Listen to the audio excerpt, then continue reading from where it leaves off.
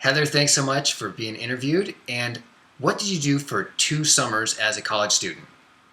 I worked in Alaska, mainly based in Anchorage, as a extended land tour director. And what were your duties? So main duties with that job is management and customer service. So you're in charge of logistics for the tour. I'd have a group of, say, 30 to 50 people. As long as we can fit on a tour bus, we're good to go. And I manage all transportation. So from the cruise boat by bus to Anchorage, and then by train to Denali, tour boats, planes, you name it, in charge of that. And then housing logistics as well. So accommodations, hotels, and then also entertainment. So travel excursions, four-wheeling on the tundra, you name it, anything like that. Anything fun. If you want to do it, you tell me what it is and I'll make it happen. And you were with them. You were on the tour and able to do some of these fun things. At least you were able to see everything. Yeah, you're with them the whole time. So you're constantly on the road. You live out of a backpack. And your housing's provided. Most of your food is comped or provided. And then actually I got to do all the tours for free. Like all the extended tours come as like a package deal. So I've been out four-wheeling on the tundra. I've landed on Mount McKinley. By helicopter, I've gone over Denali. By plane, those are like $450 a pop. And they would like do what they could to make sure that I got on these, because as soon as I go on the tour and love it, you sell it. Right. And make more money. Right. It's a good deal. Yeah, well, exactly. In interviews like this. And your compensation per hour, your salary was not huge, but obviously these other perks were making up for it, correct? Right. You kind of take, you lose one, take the other, so to speak. Like you're getting basic compensation, minimum wage.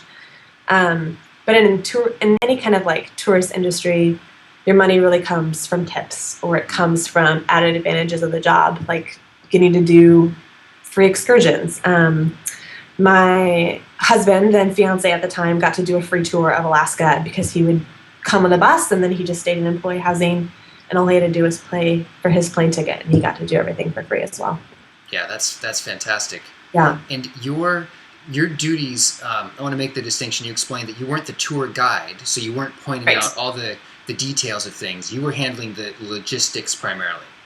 Correct. That was the first initial scare in going up for the job, like tour training. So in training for the job was 2 weeks, and we just traveled all the way around Alaska. And before I went up, they had like these books that they advised us reading that were about Alaska. And I'm like, I don't know anything about Alaska. How am I going to do this job? Right. But no, it's in travel and handling the accommodations and making sure that customers are happy. As long as you have customer service skills and have traveled, you're made for it. You can do it. Right. So for people interested in this kind of job, some of the prerequisites were you travel a lot before applying, and you didn't have a college degree at that point, but it doesn't seem like that was key. Nope, didn't get in the way at all. It actually kind of fits with the job parameters. So Alaska is like the land before time. It burns in the summer and freezes in the winter, right? There's lots of, it's very interesting in that way. So tourist industry, for what we were doing, is very minimal. It's like late May to early September. And after that, it's just too cold to really do anything. So that's a perfect fit when you're going to college in terms of where your breaks lie. And then there's flexibility in there too. Like if you have to leave early for school, that's fine. You just got to let them know. Right. And we'll include these details in the text, but you applied through one company that sounded like a subcontractor of a big cruise line of Holland. Yes, Gray Line of Alaska. Yeah, okay. And so you did it for 2 summers, so you must have had a great experience if you went back to do more. Yeah,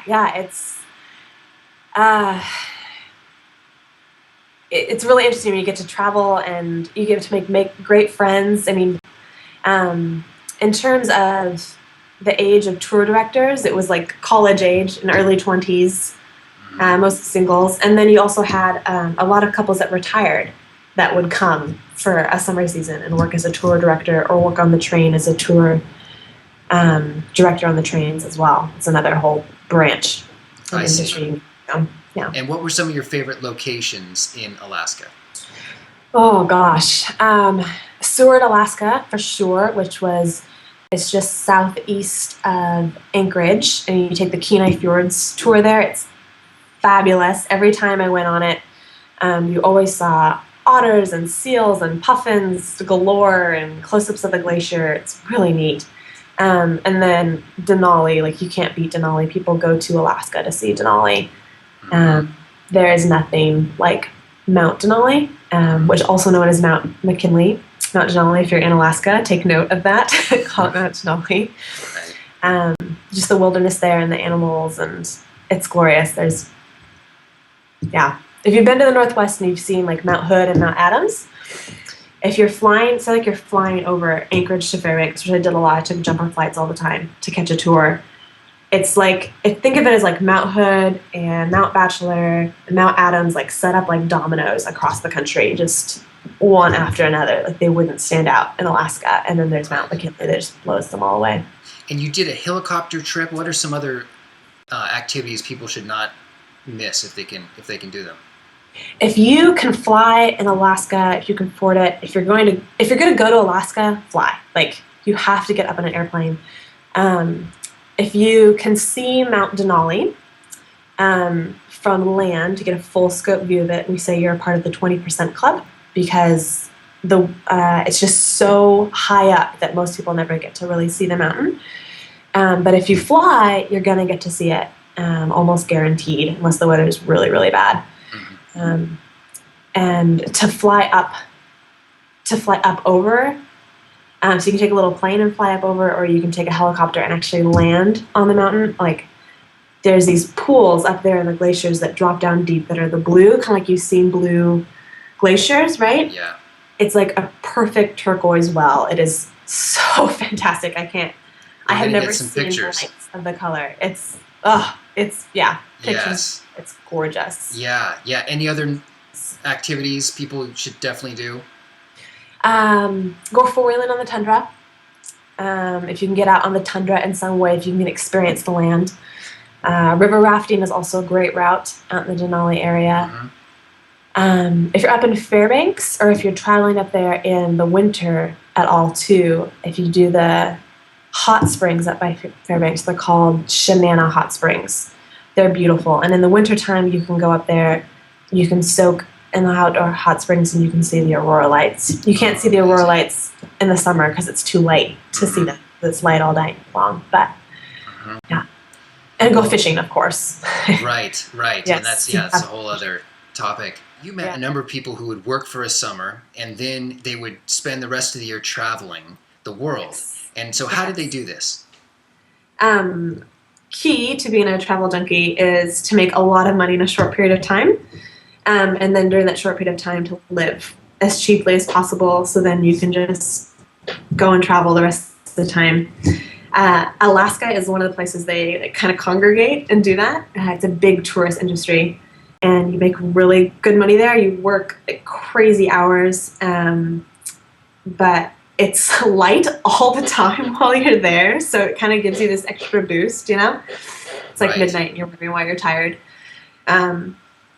And so you make 20 to 30,000, maybe more, depending on what position you're in, and then you just go and travel. I mean, May through mid-September, then you hit the road, make new friends who are travel junkies too. And then people, you said, would take off for Africa or Asia or wherever for the winter? Yeah. I knew this one guy and a couple, he'd be like, we decided we want to see Africa, so we bought a car in South Africa, and then we just zigzagged across the country.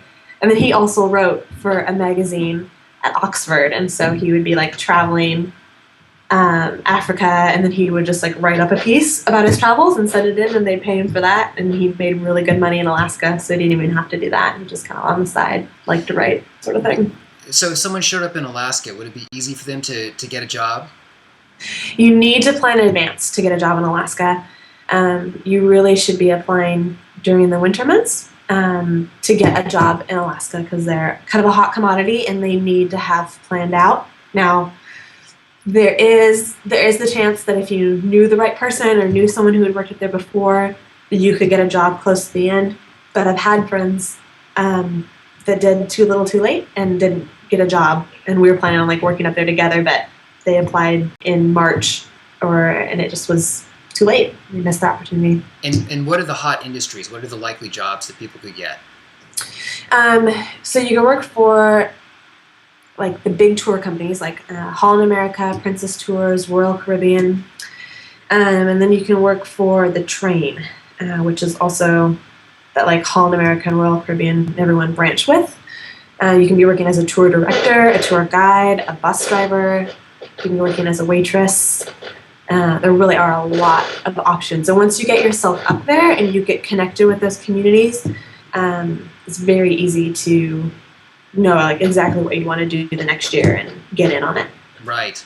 So if to apply earlier for the train, maybe you would contact the railroad or something like that. But to get a waitressing job, wouldn't you need to be there in person? Yeah. For a job like that, waitressing, you'd need to know somebody in the community or having already been up there.